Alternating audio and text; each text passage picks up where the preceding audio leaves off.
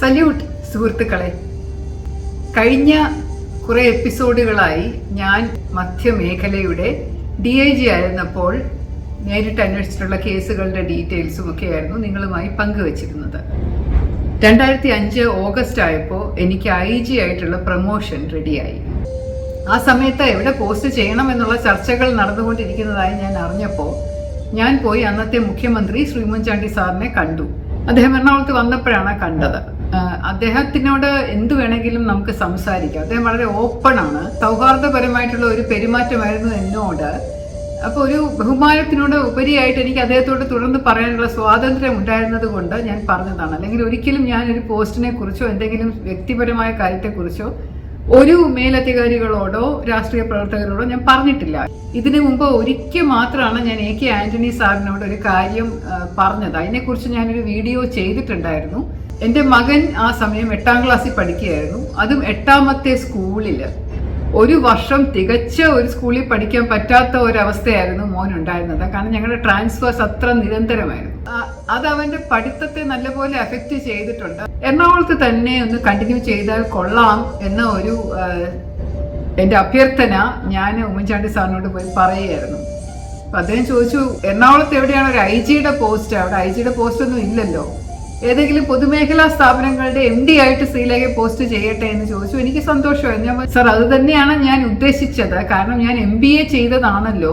Rubber marketing federation എന്ന് പറയുന്ന ഒരു സ്ഥാപനമുണ്ട്.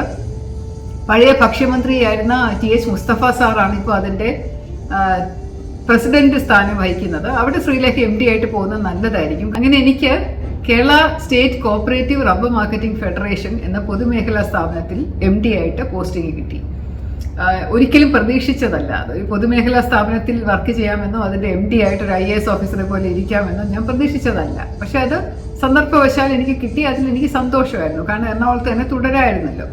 അവിടെ പോസ്റ്റിംഗ് കിട്ടി എന്നറിഞ്ഞപ്പോൾ തന്നെ പലരും എന്നെ വിളിച്ചിട്ട് പറഞ്ഞു, അയ്യോ ഇത് കഷ്ടമായി പോയല്ലോ, മാഡത്തിനെ പണിഷ് ചെയ്തതാണോ? കഴിഞ്ഞ എപ്പിസോഡിൽ ഞാൻ നിങ്ങളോട് പറഞ്ഞിരുന്നത് തൃക്കുന്നത്ത് സെമിനാരിയുമായിട്ട് ബന്ധപ്പെട്ടുണ്ടായ ക്രമസമാധാന പ്രശ്നങ്ങളെ കുറിച്ചായിരുന്നു. അതിൽ കുറച്ച് യാക്കോബായ വിശ്വാസികളായിട്ടുള്ള ആൾക്കാരെയും അച്ഛന്മാരെയും അറസ്റ്റ് ചെയ്യേണ്ട ഒരു സാഹചര്യം ഉണ്ടായപ്പോൾ അവർ പോലീസ് അതിക്രമം ഉണ്ടായി എന്ന് പറഞ്ഞുകൊണ്ട് എനിക്കെതിരെ പ്രക്ഷോഭം ഉണ്ടാക്കുകയൊക്കെ ചെയ്തു.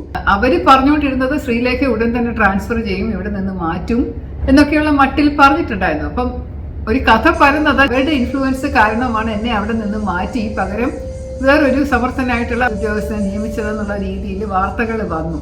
പക്ഷെ എനിക്ക് പ്രൊമോഷൻ ആയാൽ എന്തായാലും എനിക്ക് DIG ആയിട്ട് തുടരാൻ പറ്റില്ലല്ലോ. രണ്ടാമത്തെ ഒരു കാര്യം എല്ലാവരും പറഞ്ഞത്, മുസ്തഫ സാറിന്റെ കൂടെ ജോലി ചെയ്യുന്നത് കുറച്ച് കഠിനമാണ്. അദ്ദേഹം മുൻകോപമുള്ള ആളാണ്. പെട്ടെന്ന് ദേഷ്യം വരും, വഴക്ക് പറയും. മുസ്തഫ സാർ എന്നെ പണ്ട് ഫോൺ ചെയ്യുമായിരുന്നു. ഞാൻ DIG ആയിട്ടിരിക്കുന്ന സമയത്തൊക്കെ അദ്ദേഹം എന്നെ ഫോൺ ചെയ്തിട്ടുണ്ട്. അപ്പോഴൊക്കെ വളരെ നല്ല സൗഹാർദ്ദ രീതിയിലായിട്ട് വളരെ സ്നേഹത്തോടു കൂടിയാണ് എന്നോട് പെരുമാറിയിട്ടുള്ളത്. കുന്നത്തുനാട് നിയോജക മണ്ഡലം എന്ന് പറയുന്നത് അദ്ദേഹം ജീവനെ പോലെ ആയിരുന്നു. അദ്ദേഹത്തിന്റെ വീട്ടിനേക്കാളും സ്നേഹമായിരുന്നു. അവിടെ നിന്ന് ആരെങ്കിലും അദ്ദേഹത്തിൻ്റെ അടുത്ത് എന്തെങ്കിലും പരാതിയായിട്ട് പോയാൽ അദ്ദേഹത്തിന് അവരെ സഹായിക്കണം. പിന്നെ പെരിയാർ നദി എന്ന് പറയുന്നത് അദ്ദേഹത്തിന് വലിയ ഇഷ്ടമുള്ള ഒരു കാര്യമായിരുന്നു. അപ്പോൾ അവിടെ നിന്ന് ആരെങ്കിലും മണലൂറ്റുവോ ജലം ചൂഷണം ചെയ്യുകയോ ഒക്കെ ചെയ്യുന്നതും അദ്ദേഹത്തിന് സഹിക്കാൻ പറ്റില്ലായിരുന്നു. അപ്പോൾ അതേക്കെ കുറിച്ച് അദ്ദേഹം പറയാനായിട്ട് പലവട്ടം വിളിച്ചിട്ടുണ്ട്. എന്തായാലും അവിടെ നിന്ന് എനിക്ക് പ്രൊമോഷൻ കിട്ടി. ഞാൻ റബ്ബർ മാർക്കറ്റിംഗ് ഫെഡറേഷനിൽ പോയി ചാർജ് എടുത്തു. മുസ്തഫ സാറിൻ്റെയും പിന്നെ കുറച്ച് നല്ല രാഷ്ട്രീയ നേതാക്കന്മാരായിരുന്നു ബോർഡ് ഡയറക്ടേഴ്സായിട്ടുണ്ടായിരുന്നത്. ഇന്ത്യയിൽ ആദ്യമായിട്ട് ഇങ്ങനെ ഒരു സ്ഥാപനം ഉള്ളതാണ്. വേറൊരു സ്ഥാപനം ഇങ്ങനെ ഉണ്ടെന്ന് തോന്നുന്നില്ല. സഹകരണ മേഖലയിൽ ഒരു പ്രസ്ഥാനമായി സർക്കാരിൻ്റെ സഹായത്തോടു കൂടി പ്രവർത്തിക്കുന്ന ഒരു പൊതുമേഖലാ സ്ഥാപനം റബ്ബർ കർഷകരിൽ നിന്ന് റബ്ബർ സംഭരിച്ച് അത് വിവിധ പ്രോഡക്റ്റുകളായി മാറ്റി ഫാക്ടറികളിൽ മാറ്റി അത് റബ്ബർ ആവശ്യമുള്ള ആൾക്കാർക്ക് വിൽക്കുന്നു. ഷൂ കമ്പനികൾക്കും ടയർ കമ്പനികൾക്കും വിൽക്കുന്നു, പിന്നെ എക്സ്പോർട്ട് ചെയ്യുന്നു. അതാണ് സാധാരണയായിട്ട് റബ്ബർ മാർക്കറ്റിംഗ് ഫെഡറേഷൻ ചെയ്യുന്നത്. ഈ റബ്ബർ മാർക്കറ്റിംഗ് ഫെഡറേഷൻ ഒരു ഓമന പേരുണ്ട്. റബ്ബർ മാർക്കമായിട്ടൊരു കെട്ടിടവും ബിൽഡിങ്ങും ഉണ്ട്, ഒരു സ്ഥലവും ഉണ്ട്. ഗാന്ധിനഗർ എന്ന് പറയുന്ന സ്ഥലത്താണ് എറണാകുളത്ത്. 6 ഫാക്ടറികൾ സ്വന്തമായിട്ടുണ്ട്. പിന്നെ അത് കൂടാതെ മലേഷ്യൻ കമ്പനിയുമായിട്ട് ചേർന്ന് ബലൂണുകൾ നിർമ്മിക്കാൻ ഒരു ഫാക്ടറി ഉണ്ടാക്കി, റൂബക് ബലൂൺ. ഞാൻ പോകുന്നതിന് കുറച്ച് നാളുകൾക്ക് മുമ്പ് അതിൻ്റെ ഇനോഗ്രേഷൻ നടത്തി.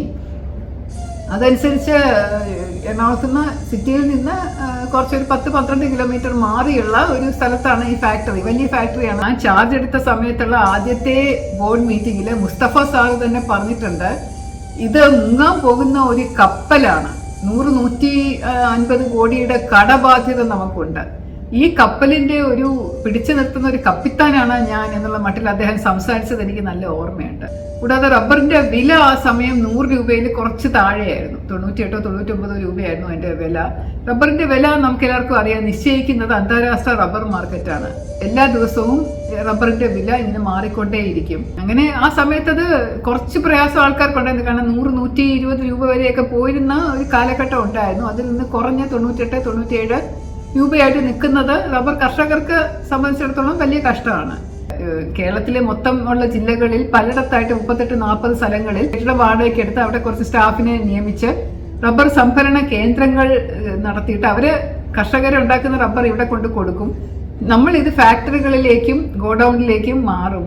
എന്നിട്ട് ഫാക്ടറികളിൽ വെച്ച് പ്രോസസ്സിങ് നടക്കും. അവിടെ വെച്ച് ലാറ്റക്സ് ഉണ്ടാക്കും, ക്രേപ്പ് റബ്ബർ ഉണ്ടാക്കും, പിന്നെ അതുപോലെ റബ്ബറിന്റെ ഷീറ്റിന്റെ വിവിധ ഗ്രേഡുകൾ ഉണ്ടാക്കും, ബ്ലോക്ക് റബ്ബർ ഉണ്ടാക്കും, സ്ക്രാപ്പ് ബാക്കിയുള്ളത് എടുക്കും. അങ്ങനെ ഈ പല തരത്തിലുള്ള റബ്ബർ നമ്മൾ തരം തിരിച്ചെടുത്ത് ആവശ്യക്കാർക്ക് ഓർഡർ അനുസരിച്ച് വിതരണം ചെയ്യുകയാണ് ചെയ്യുന്നത്. ഗോഡൌണിൽ ഇടുന്ന റബ്ബറും അങ്ങനെ ചെയ്യാറുണ്ട്. ഏറ്റവും കൂടുതലായിട്ട് ആവശ്യക്കാർ വരുന്നത് ടയറും ഷൂവും കമ്പനികളിൽ നിന്നാണ്.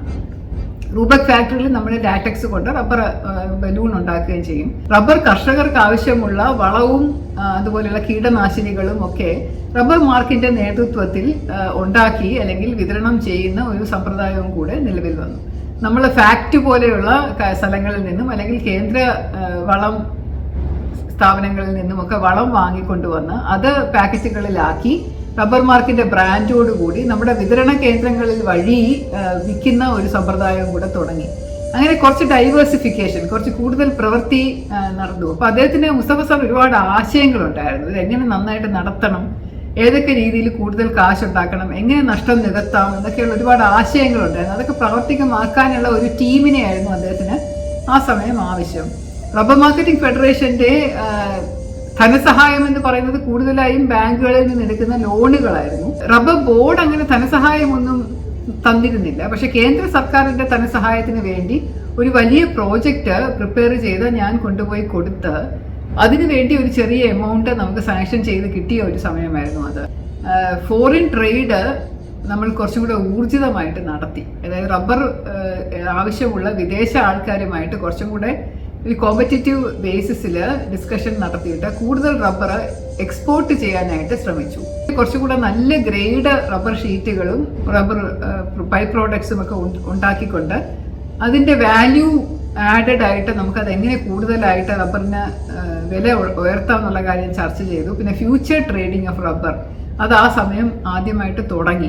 റബ്ബറിന്റെ വില ഇന്നത്തെ വിലയുടെ അനുസൃതമായിട്ട് നമ്മളൊരു ട്രെൻഡ് പഠിക്കും. നാളെ എത്രയാവാം, മറ്റന്നാൾ എത്രയാവാം എന്നുള്ളൊരു ട്രെൻഡ്, പഴയ വിലയും ഇന്നത്തെ വിലയും കൂടെ ചേർത്ത് ഒരു ഫ്യൂച്ചർ ഒരു വില പഠിച്ചിട്ട് അതിന്റെ ബേസിസിൽ നമ്മൾ നെറ്റിലൂടെ ഇത്രയും ടൺ റബ്ബർ ഇത്രയും ഗ്രേഡിൽ ഇത്രയും നല്ല ക്വാളിറ്റി ഇന്ന വിലകൾക്ക് എന്ന് പറഞ്ഞിട്ട് ഒരു ഓപ്ഷൻ പോലെ ഓൺലൈനായിട്ട് വെച്ച് വിദേശത്തു നിന്നുള്ള ആൾക്കാർ വന്ന് നമ്മളോട് വലിയ ക്വാളിറ്റി അവർ ചോദിക്കുമ്പോൾ അത് അവർ അപ്ഫ്രണ്ട് ആയിട്ട് നമ്മൾ ഡോളറായിട്ട് വിദേശ നാണ്യമായിട്ട് നമ്മുടെ അക്കൗണ്ടിലേക്ക് വരുത്തിയ ശേഷം കടത്തി അയക്കുകയാണ് ചെയ്യുന്നത്.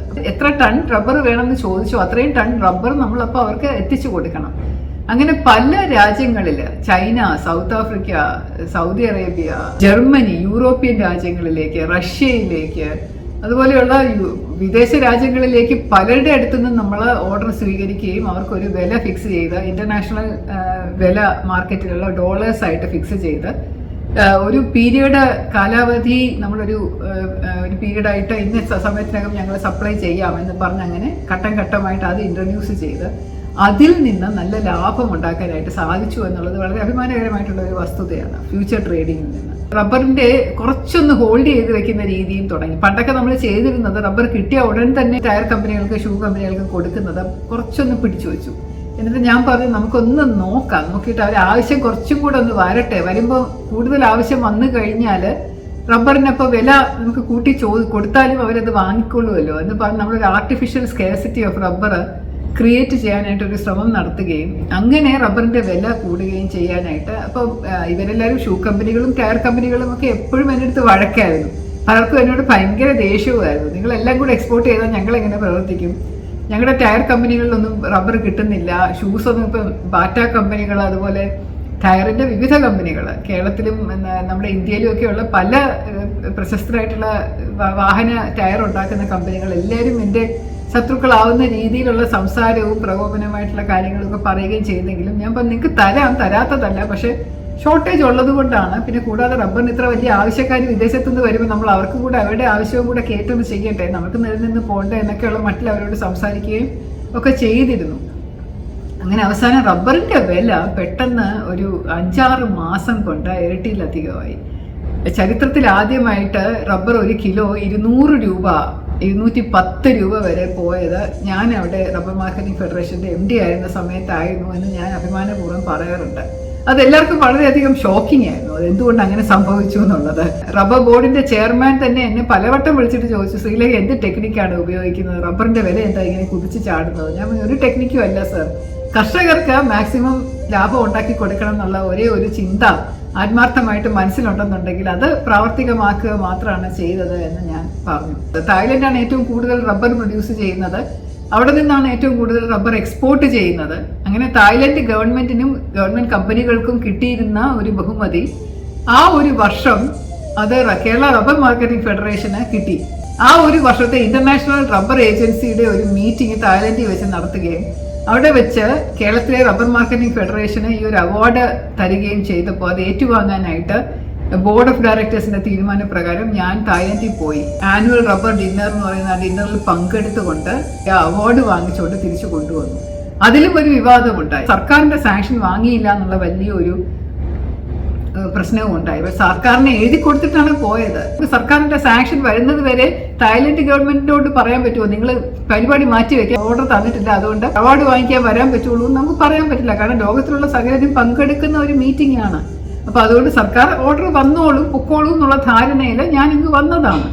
പക്ഷെ ഓർഡർ അത് കഴിഞ്ഞിട്ട് വന്നെങ്കിലും എന്തുകൊണ്ട് ഓർഡർ കിട്ടുന്നത് വരെ വെയിറ്റ് ചെയ്തില്ല എന്ന് പറഞ്ഞ് പിന്നീട് ഒരു മെമ്മോ വരികയും, കാരണം പത്രക്കാർ ഏറ്റെടുത്ത് പറയുമ്പോൾ ഒരു വിവാദമാവുമല്ലോ. അപ്പൊ അതുകൊണ്ട് ഞാൻ വിശദീകരണം എഴുതി കൊടുത്തിട്ടും അത് തൃപ്തികരമല്ലാത്ത രീതിയിൽ ഒരു പ്രശ്നമൊക്കെ ഉണ്ടാക്കാനൊക്കെ ശ്രമിച്ചു. പിന്നെ ഞാൻ പോയി അന്നത്തെ മിനിസ്റ്റർ ആയിരുന്ന ശ്രീ MV രാഘവൻ അദ്ദേഹത്തെ പോയി കണ്ടപ്പോൾ MV രാഘവൻ അദ്ദേഹം പറഞ്ഞു, എന്താണ് ഗവൺമെന്റിന്റെ സാങ്ഷൻ വാങ്ങിക്കാതെ എന്തുകൊണ്ട് പോയി എന്ന് ചോദിച്ചപ്പോൾ ഞാൻ പറഞ്ഞു, സാറിന്റെ നല്ല ആളാ പറയുന്നത്, ഗവൺമെന്റിന്റെ സാങ്ഷൻ വാങ്ങിക്കാതെ സാർ എന്നൊരു പ്രശ്നത്തിൽ പെട്ടപ്പോൾ ഞാൻ രക്ഷപ്പെടുത്തിക്കൊണ്ട് പോയത് ഓർമ്മ കാണുമല്ലോ അല്ലേ.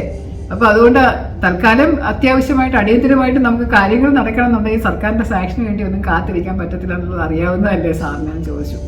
അദ്ദേഹം അന്ന് മറന്നുപോയിരുന്നു. ഞാൻ പണ്ട് ആലപ്പുഴ SP ആയിരിക്കുമ്പോൾ ആ ആളാണ് ഇപ്പൊ എന്റെ മുന്നിലിരുന്ന് അദ്ദേഹം ദേഷ്യമായിട്ട് സംസാരിച്ചതെന്നുള്ള കാര്യം അദ്ദേഹം മറന്നുപോയിരുന്നു. അപ്പോൾ അദ്ദേഹം എൻ്റെ അടുത്ത് പറഞ്ഞു, പെട്ടെന്ന് മുഖമൊക്കെ മാറി പ്രസന്നവദനായിട്ട് പറഞ്ഞു, ശ്രീലേഖ അന്ന് എന്നെ ആലപ്പുഴ ഗസ്റ്റ് ഹൗസിൽ നിന്ന് SFI DYFIക്കാരുടെ അക്രമത്തിൽ നിന്ന് രക്ഷപ്പെടുത്തിക്കൊണ്ട് പോയപ്പോൾ എനിക്ക് എൻ്റെ ഒളിവുകാല അനുഭവങ്ങൾ ഓർമ്മയിൽ വന്നത് ഓർക്കുന്നുണ്ട്. എനിക്കന്ന് പറയാൻ പറ്റില്ല, പക്ഷെ ഞാൻ ഒളിവിൽ താമസിച്ച സമയത്തും ഇതുപോലെയായിരുന്നു. ഞാൻ പുറകുള്ള മതിലൊക്കെ ചാടി പലയിടത്തുനിന്നൊക്കെ പോയിട്ടുണ്ട് എന്നൊക്കെ അദ്ദേഹം പിന്നെ തമാശ രൂപേണ എൻ്റെ അടുത്ത് പറയുകയൊക്കെ ചെയ്തു. അതൊരു അഭിമാനകരമായ നേട്ടമായിട്ട് റബ്ബർ മാർക്കറ്റിംഗ് ഫെഡറേഷൻ ഇപ്പോഴും കാണുന്നുണ്ട്. ഏറ്റവും കൂടുതൽ റബ്ബർ എക്സ്പോർട്ട് ചെയ്ത ഒരു കാലഘട്ടം ഞങ്ങൾക്കുണ്ടായിരുന്നു. ഫോറിൻ ട്രേഡിലൂടെ മാസം 2 കോടി രൂപയധികം ലാഭം ഉണ്ടാക്കിയ ഒരു സമയമുണ്ടായിരുന്നു. ഏറ്റവും നല്ല രീതിയിൽ റബ്ബറിന്റെ വില നിന്നിരുന്ന ഒരു സമയമുണ്ടായിരുന്നു. കൂടാതെ അതിനേക്കാളും വലിയൊരു കാര്യം നടന്നത്, തായ്ലൻഡിൽ പോകുന്ന സമയത്ത് മറ്റൊരു പ്രോജക്റ്റ് നമ്മൾ വിഭാവന ചെയ്തിട്ടുണ്ടായിരുന്നു. അത് റബ്ബർമാർക്ക് റബ്ബർ ഇൻഡസ്ട്രീസ് എന്ന് പറയുന്ന ഒരു സ്ഥാപനം ഉണ്ടാക്കുക. റൂബക് ബലൂണിനെ പോലെ തന്നെ അവിടെ ഞാൻ ചെന്ന ശേഷം റൂബക് ബലൂണിന്റെ നിർത്തിവെച്ചിരുന്ന സംരംഭം വീണ്ടും പുനർജീവിപ്പിച്ചെടുക്കുകയും ആ റൂബക് ബലൂൺ എന്ന് പറയുന്നത് നമുക്കിവിടെ കേരളത്തിൽ വിറ്റഴിക്കാൻ പറ്റാത്തതുണ്ടെങ്കിൽ അത് തിരിച്ച് മലേഷ്യൻ കമ്പനിക്ക് വിറ്റ് അവരിൽ നിന്നും ഒരു പൈസ കിട്ടുന്ന ഒരു രീതി നമ്മുടെ അഗ്രിമെന്റിൽ ഉണ്ടായിരുന്നത് അവര് പാലിക്കാതെ ഇരുന്നു. അപ്പൊ അതിനെതിരെ ലീഗൽ നോട്ടീസും ഒക്കെ കൊടുത്ത് അവർക്കെതിരെ നടപടി ഉണ്ടാക്കുമെന്ന് പറഞ്ഞപ്പോൾ അവരത് വീണ്ടും ടേക്കപ്പ് ചെയ്ത് അവർക്ക് ഞങ്ങൾ എടുത്തോളാം എന്ന് പറഞ്ഞ് അങ്ങനെ റൂബക് ബലൂണിന്റെ ഉൽപാദനം കൂട്ടി കുറെ ബലൂണുകൾ മിച്ചം വരുന്നതെല്ലാം അവർ വാങ്ങിച്ചുകൊണ്ട് പോയി ഇന്റർനാഷണൽ മാർക്കറ്റ് ചെയ്യുകയും നമ്മൾ നല്ല അഡ്വർടൈസ്മെന്റിലൂടെ ഇവിടെ വിറ്റഴിക്കുകയൊക്കെ ചെയ്യുകയായിരുന്നു. നല്ല 12 തരത്തിലുള്ള വിവിധ തരത്തിലുള്ള റബ്ബർ ബലൂണുകൾ നമ്മൾ ഇവിടെ നിന്ന് ഉണ്ടാക്കിയെടുക്കുമായിരുന്നു. അതിനിപ്പോൾ നല്ല മാർക്കറ്റ് ഉണ്ട്. റബ്ബർമാർക്ക് റബ്ബർ ഇൻഡസ്ട്രീസ് RRI എന്ന് പറഞ്ഞ ഒരു സ്ഥാപനം തുടങ്ങാനായിട്ട് നമ്മളൊരു പദ്ധതി രൂപീകരിച്ചു. അതിന് വേണ്ടിയിട്ട് കുറച്ച് സ്ഥലം നമ്മൾ വാങ്ങി. ആലുവയുടെ അടുത്ത ഒരു സ്ഥലത്തായിട്ട് കുറേ സ്ഥലം ഒഴിഞ്ഞു കിടന്നിരുന്ന ഒരു പാടം പോലെയുള്ള ഒരു സ്ഥലം നമ്മൾ വാങ്ങി. ഏക്കർ കണക്കിന് സ്ഥലമുണ്ട്. എന്നിട്ട് അവിടെ ഒരു വലിയ കെട്ടിടം പണിത ശേഷം സൈക്കിൾ ടയറുകൾ ഉണ്ടാക്കുക, പിന്നെ അതുപോലെ റബ്ബർ ഡാം ഉണ്ടാക്കുക, റബ്ബർ അധിഷ്ഠിതമായിട്ടുള്ള മറ്റ് ചില കാര്യങ്ങൾ, റബ്ബർ കൊണ്ട് എന്തൊക്കെ ചെയ്യാമോ അതൊക്കെ ചെയ്യാൻ പറ്റുന്ന ഒരു കാര്യം ചെയ്യാമെന്നുള്ളതിൻ്റെ ഒരു പ്രോജക്റ്റ് റിപ്പോർട്ട് ഞാനും കൂടെ നേതൃത്വത്തിൽ പ്രിപ്പയർ ചെയ്ത് ബോർഡിന് സബ്മിറ്റ് ചെയ്ത് അംഗീകാരം വാങ്ങി, സർക്കാരിൻ്റെ അംഗീകാരം വാങ്ങിയിട്ടുണ്ടായിരുന്നു. ഡാം കെട്ടുന്നത് വലിയ തുക ചെലവാക്കിയിട്ടാണ്. ടെമ്പററി ആയിട്ട് ഡാം കെട്ടുന്നതും പലയിടത്തും വെള്ളം തടയണകൾ എന്ന് പറയുന്നത് കെട്ടുന്നത് കോൺക്രീറ്റും സിമെന്റും ഒക്കെ വെച്ചിട്ട് നല്ല ചെലവിലാണ് ചെയ്യുന്നത്. അതിന് പകരം നമുക്ക് റബ്ബർ കൊണ്ട് ഡാം കെട്ടാൻ സാധിക്കും. അത് പല സ്ഥലത്തും നല്ല സക്സസ്ഫുൾ ആയിട്ട് ഉണ്ടാക്കിയിട്ടുള്ളതാണ്. പല വനാന്തരങ്ങളിലും തായ്ലൻഡിലും ഒക്കെ ഇങ്ങനെ റബ്ബർ വിരിച്ചിട്ട് അത് വെച്ചിട്ട് നമുക്ക് ഇൻഫ്ലേറ്റ് ചെയ്ത് ബലൂൺ പോലെ അതിനകത്ത് വായു കൂട്ടി അത് മതിൽ പോലെ പൊക്കിക്കൊണ്ടുവന്ന് വെള്ളം തടഞ്ഞു നിർത്താൻ സാധിക്കുകയും ഇറിഗേഷൻ ആവശ്യമുള്ള സമയത്ത് അതിൻ്റെ വായു കുറച്ച് അത് വെള്ളം എത്ര രീതിയിൽ നമുക്ക് പുറത്തേക്ക് ഒഴുക്കാം അത്രയും രീതിയിൽ പുറത്തേക്ക് ഒഴുക്കുകയും ചെയ്യാം എന്നുള്ള ഒരു പ്രോജക്റ്റ് റിപ്പോർട്ടായിരുന്നു അത് ഞാൻ പ്രിപ്പയർ ചെയ്തത്. ഞാനിത് മുഴുവൻ ഓൺലൈനായിട്ട് നോക്കി പഠിച്ചിട്ടാണ് ചെയ്തത്. പക്ഷെ ആ തായ്ലൻഡിലുള്ള എൻ്റെ പോക്കിന് വേറൊരു ഉദ്ദേശവും കൂടെ ഉണ്ടായിരുന്നത് ഈ റബ്ബർ ഡാം നേരിട്ട് കണ്ട് അതിൻ്റെ ഫാക്ടറി സന്ദർശിച്ച് അതിൻ്റെ ടെക്നോളജിയും കൂടെ കരസ്ഥമാക്കുക എന്നുള്ള ഒരു ഉദ്ദേശം ഉണ്ടായിരുന്നു. കാരണം തായ്ലൻഡിൽ അത് ബാങ്കോക്കിൻ്റെ ഒരു പ്രാന്തപ്രദേശത്ത് അത് വളരെ സക്സസ്ഫുൾ ആയിട്ട് നടത്തിക്കൊണ്ട് വരുന്നുണ്ടായിരുന്നു. അപ്പോൾ ഞാൻ ബാങ്കോക്കിൽ പോയപ്പോൾ ഈ ഒരു ലാബറട്ടറി സന്ദർശിക്കുകയും എങ്ങനെയാണ് ഈ റബ്ബർ ഡാം കൺസ്ട്രക്ട് ചെയ്യുന്നത് എന്നുള്ളത് പഠിക്കുകയും അതിനെക്കുറിച്ച് ഞാൻ അവരുടെ റിപ്പോർട്ട് വാങ്ങിക്കുകയും അതിൻ്റെ ടെക്നോളജി മനസ്സിലാക്കുകയും ചെയ്ത് ആ സൈറ്റും ഒക്കെ വിസിറ്റ് ചെയ്തിട്ട് തിരിച്ചു വന്ന് ഞാൻ വീണ്ടും ഒരു ഫ്രഷ് റിപ്പോർട്ട് എഴുതി ഗവൺമെൻറ്റിന് കൊടുക്കുകയാണ് ചെയ്തത്. അപ്പോൾ ഇങ്ങനെ റബ്ബർ ഡാം കെട്ടുന്നതിൻ്റെ ഒരു റിപ്പോർട്ട് നമ്മൾ ഔട്ട്സോഴ്സ് ചെയ്ത് കൊടുക്കാം എന്നുള്ളൊരു തീരുമാനം ആദ്യം ബോർഡ് എടുത്തിരുന്നപ്പോൾ അതിൻ്റെ ചിലവായിട്ട് ഒരു ടീമിനെ ഏൽപ്പിക്കാനായിട്ട്, ഒരു പ്രോജക്റ്റ് റിപ്പോർട്ട് പ്രിപ്പയർ ചെയ്യാനായിട്ട് ടാറ്റ കൺസൾട്ടൻസി സർവീസസ് ഒക്കെ പോലെയുള്ള ഒരു ടീമിനെ ഏൽപ്പിക്കാനായിട്ട് ടെൻഡർ വിളിച്ചപ്പോൾ മിനിമം കോട്ട് ചെയ്ത തുക 25 ലക്ഷം രൂപയായിരുന്നു. 25 ലക്ഷം രൂപയ്ക്ക് പലരും ഇതുപോലെയുള്ള വലിയ വലിയ പ്രോജക്റ്റുകളുടെ റിപ്പോർട്ട് വാങ്ങിക്കാറുണ്ട്. കാരണം അവർ നല്ല കളർഫുള്ളായിട്ട് പടങ്ങളൊക്കെ വരച്ച് ചാർട്ടും ഗ്രാഫും ഒക്കെ വരച്ചിട്ട് ഫോട്ടോഗ്രാഫും ഒക്കെ എടുത്തിട്ട് ഇങ്ങനെ റിപ്പോർട്ട് പ്രിപ്പയർ ചെയ്ത് കൊടുക്കും. പക്ഷെ പ്രാവർത്തികമാക്കുന്നതിന് ഒരുപാട് ബുദ്ധിമുട്ടുണ്ട്. അപ്പൊ കൺസൾട്ടൻസിക്ക് വേണ്ടി തന്നെ 25 ലക്ഷം രൂപ ചെലവാക്കേണ്ട ആവശ്യമുണ്ടോ? എന്തായാലും തായ്ലൻഡിൽ ഞാൻ പോകുന്നുണ്ട് ഇത് വാങ്ങാനായിട്ട്, അവാർഡ് വാങ്ങാൻ പോകുന്നുണ്ട്. അപ്പൊ അതിനോടൊപ്പം ഞാൻ ഇതും കൂടെ പഠിച്ചോണ്ട് വരാം, നമുക്ക് 25 ലക്ഷം രൂപ ലാഭിക്കാമല്ലോ എന്ന് പറഞ്ഞ് എൻ്റെ അന്നത്തെ ആ സമയത്തെ ആകെ ചെലവെന്ന് പറയുന്നത് 80,000 രൂപയായിരുന്നു. പ്രോജക്റ്റ് റിപ്പോർട്ട് ഞാൻ സ്വന്തം എഫേർട്ട് എടുത്ത് വലിയ പ്രോജക്റ്റ് റിപ്പോർട്ട് ഞാൻ പ്രിപ്പയർ ചെയ്ത് അതിൻ്റെ ടെക്നോളജിക്കൽ ഡീറ്റെയിൽസ് സഹിതം ഞാൻ സബ്മിറ്റ് ചെയ്യുകയാണ് ചെയ്തത്. അപ്പം അങ്ങനെ 25 ലക്ഷം രൂപയുടെ ലാഭം ഞാൻ ഉണ്ടാക്കി കൊടുത്തത് അത് വലിയ കുറ്റമായിട്ട് പറഞ്ഞ് അത് ശ്രീലേഖ തായ്ലൻഡിൽ പോയി എന്ന് പറഞ്ഞുകൊണ്ട് നടക്കുന്ന ഒരു കാര്യമാണ്. നമ്മൾ എന്ത് നല്ലത് ചെയ്താലും അത് തിരിച്ചടിക്കുന്ന ഒരു സംഭവം വന്ന സമയദോഷമാണോ എന്താണെന്നറിയില്ല, പക്ഷെ അതങ്ങനെ ഉണ്ടായിരുന്നു. പക്ഷേ വളരെയധികം നന്ദി മുസ്തഫ സാറിനോടും ബോർഡിൻ്റെ ഡയറക്ടേഴ്സിനോടും എനിക്കുണ്ട്. കാരണം അവരെന്നെ പൂർണ്ണമായിട്ട് സപ്പോർട്ട് ചെയ്തു. ശ്രീലേഖ ചെയ്ത നല്ല കാര്യമാണ്, ഞങ്ങളുടെ നിർദ്ദേശം അനുസരിച്ചാണ് പോയത് എന്ന് പറഞ്ഞ് അദ്ദേഹം എനിക്ക് ഫേവറബിൾ ആയിട്ട് റിപ്പോർട്ട് എഴുതിയൊക്കെ ഗവൺമെൻറ്റിന് കൊടുക്കുകയൊക്കെ ചെയ്തിരുന്നു. ഇന്ത്യൻ ഓവർസീസ് കോൺഗ്രസ് എന്ന് പറയുന്ന ഒരു സ്ഥാപനം എനിക്കൊരു ഇന്ദിരാഗാന്ധി അവാർഡ് നൽകുന്നു എന്ന് പറഞ്ഞിട്ടൊരു ലെറ്റർ തന്നായിരുന്നു. അപ്പോൾ അവിടെ നിന്ന് എനിക്കൊരു കത്ത് വന്നു, for good services rendered to the society for public services Sreelekha IPSനും കൂടെ ഈ അവാർഡ് ഇന്ദിരാഗാന്ധി അവാർഡ് എന്നാണ് അതിനെ പറയുന്നത്, ഇന്ത്യൻ ഓവർസീസ് കോൺഗ്രസിൻ്റെ ഇന്ദിരാഗാന്ധി അവാർഡ്. അപ്പോൾ അതിന് ഞാനും കൂടെ അർഹയായി എന്ന് പറഞ്ഞ് എനിക്കൊരു കത്ത് വന്നു. അപ്പോൾ അവരെന്നെ ഫോണിൽ വിളിച്ചപ്പോൾ ഞാൻ പറഞ്ഞു ഇത് വാങ്ങാൻ എനിക്ക് നിർവാഹമില്ല, കാരണം സർക്കാരിൻ്റെ അനുവാദമില്ലാതെ എനിക്ക് ഒരിടത്തും വരാൻ പറ്റില്ല. അതിൻ്റെ അവർ കൊടുക്കാൻ ഉദ്ദേശിക്കുന്ന സ്ഥലം കുവൈറ്റിലായിരുന്നു. അപ്പോൾ കുവൈറ്റിൽ വരണമെന്നുണ്ടെങ്കിൽ എനിക്ക് വരാൻ പറ്റില്ല, സർക്കാരിൻ്റെ അനുവാദം വേണം എന്ന് പറഞ്ഞു. അങ്ങനെ അവർ തന്നെ നേരിട്ട് ഗവൺമെൻറ്റിൽ അയച്ചു കൊടുത്ത് ഗവൺമെൻറ് എനിക്കൊരു GO ആയിട്ട് തന്ന് പോകുന്നതിന് 2 ദിവസം മുമ്പ് അവരുടെ ചടങ്ങിന് മുമ്പായിട്ട് എനിക്ക് ഓർഡർ ഗവൺമെൻറ് തന്നു. പെട്ടെന്ന് ഒരു ദിവസം കൊണ്ട് എനിക്ക് വിസ കിട്ടി. അങ്ങനെ ഞാൻ അവിടെ പോയി ആ പരിപാടി അറ്റൻഡ് ചെയ്ത് അവാർഡ് വാങ്ങിച്ചുകൊണ്ട് തിരിച്ചു വന്നു. അങ്ങനെ വളരെ നല്ല ഒരു കാലഘട്ടമായിരുന്നു ആ റബ്ബർ മാർക്കറ്റിംഗ് ഫെഡറേഷനിൽ ഞാൻ ഇരുന്നത്. മുസ്തഫ സാറാണെങ്കിൽ എന്നെ ഒരു കുഞ്ഞ് അനിയത്തിയെ പോലെ സ്നേഹിച്ചിരുന്ന ഒരു ആളാണ്. എനിക്ക് അദ്ദേഹത്തോട് വളരെയധികം ചേട്ടനെ പോലെ തന്നെ അദ്ദേഹത്തോട് സ്നേഹമുണ്ട്. എല്ലാ പരിപാടികൾക്കും അല്ലാത്തപ്പോഴും ഉണ്ടെങ്കിലും ഇല്ലെങ്കിലും എന്നെ പലവട്ടം വീട്ടിൽ വിളിച്ച് ഭക്ഷണം തന്നിട്ടുണ്ട്. എന്നെ മാത്രമല്ല എൻ്റെ ഭർത്താവിനും മോനെയും അദ്ദേഹം ഇതുപോലെ ഒരുപാട് ഭക്ഷണം കൊടുക്കാൻ ഇഷ്ടമുള്ള ഒരു വ്യക്തിയായിരുന്നു. ഒരുപാട് കഴിച്ചിട്ടുണ്ട് അദ്ദേഹത്തിൻ്റെ വീട്ടിൽ നിന്ന്. പല മീറ്റിങ്ങുകൾ അദ്ദേഹം ബോർഡ് മീറ്റിങ്ങും അല്ലാത്ത മീറ്റിങ്ങും അദ്ദേഹം വീട്ടിൽ വെച്ച് തന്നെ പെരുമ്പാവൂരുള്ള മീറ്റിംഗ് വീട്ടിൽ വെച്ച് തന്നെ നടത്തിയിട്ടുണ്ട്. അവിടെ എല്ലാ ഉത്സവം പോലെ ഞങ്ങൾ എല്ലാവരും കൂടെ പോയി അവിടെ ഇരുന്ന് ഉച്ചയ്ക്ക് ഭക്ഷണവും കഴിച്ച് വൈകിട്ട് ചായയൊക്കെ കുടിച്ച് മീറ്റിംഗ് നടത്തി പിരിഞ്ഞിരുന്ന ഒരു അവസരവും ഉണ്ടായിട്ടുണ്ട്. അപ്പം അങ്ങനെ വലിയ ഒരു നന്മയുടെ നല്ലതിൻ്റെയും ഒക്കെ ഒരു കാലഘട്ടമായിരുന്നു.